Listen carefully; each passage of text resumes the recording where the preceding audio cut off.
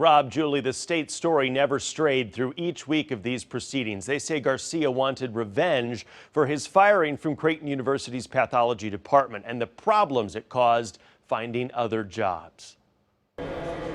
Douglas County Attorney Don Klein marched into court armed with an argument. The case was simple, the evidence overwhelming. He came back to a Shakespeare quote Garcia searched on his tablet. "If you wrong us, shall we not revenge?"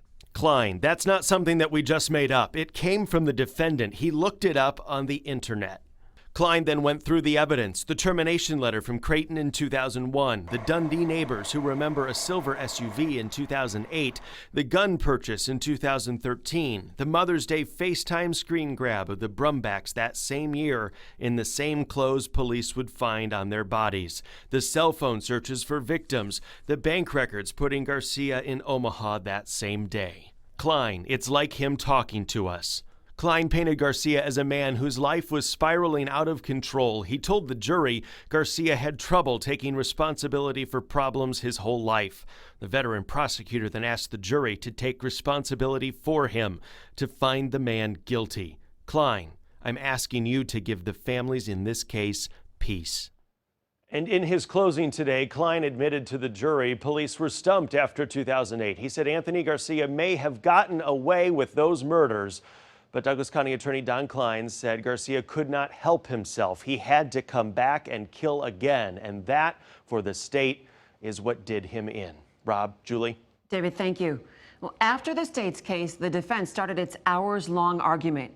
Bob Motta Jr. trying to make the case that the state had no case. KETV News Watch 7's Christina Engdahl continues our team coverage live from the courthouse. Christina?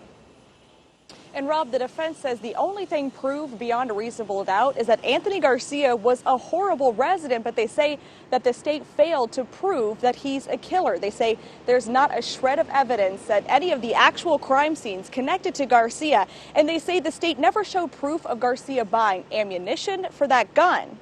Now, the defense also points out the state called several witnesses from the Hunter's Dundee neighborhood who saw something on March 13, 2008, but not one of them looked at Anthony Garcia and said, that's the guy. Further, they say the state's star witness, former exotic dancer Cecilia Hoffman, admitted to being under the influence in the middle of a bad time in her life when Garcia confessed 2 murders to her.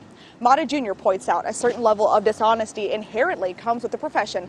Then, among the about 4-hour closing statement, Motta Jr. circled back to the extraction of data from Garcia's iPhone. Motta saying, quote, I'm going to come out and say it, I think they manipulated the data.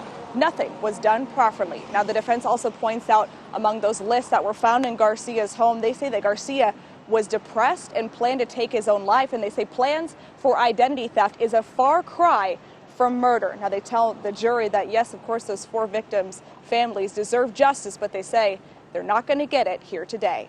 Reporting live at the Douglas County Courthouse, Christina Engdahl, KETV News Watch 7.